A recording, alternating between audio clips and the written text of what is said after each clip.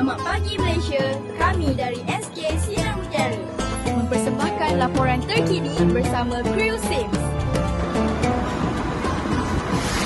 Assalamualaikum. Hai kawan-kawan, saya Muhammad Abdul Bahan bin Mat Syafiq Khairil dari wartawan Sims Crew. Aidilfitri bakal menjelang tiba. Kawan-kawan dah bersedia? Jom ikut saya untuk bertanya tentang persiapan Hari Raya dengan kawan-kawan kita. Jom kita. Hai Hamzah, macam manakah persiapan Hari Raya kamu? Saya sudah membeli baju raya, kuih raya dan sebagainya. Kuih raya? Apakah kuih raya kegemaran kamu? Kuih raya kegemaran saya ialah kuih bangkit. Kuih bangkit? Kuih apa tu? Tahukah kawan-kawan, kuih bangkit ialah makanan tradisional yang dihidangkan semasa Hari Raya.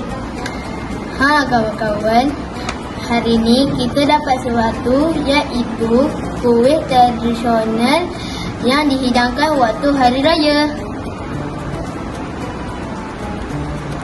Assalamualaikum Cikgu Liani. Apakah persiapan Cikgu Liani pada tahun ini? Okay, Waalaikumsalam Afif. Persiapan cikgu untuk tahun ini ialah baju raya cek, kasut raya cek. Itu persiapan cikgu. Wah, cikgu telah bersedia. Apakah ucapan untuk kawan-kawan saya?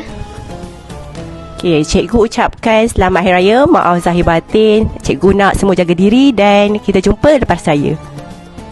Terima kasih Cikgu Liani. Bye. Assalamualaikum Cikgu Nazar. Waalaikumsalam Afif. Saya nak bertanya, apakah ucapan Cikgu Nazar sempena Hari Raya tahun ini?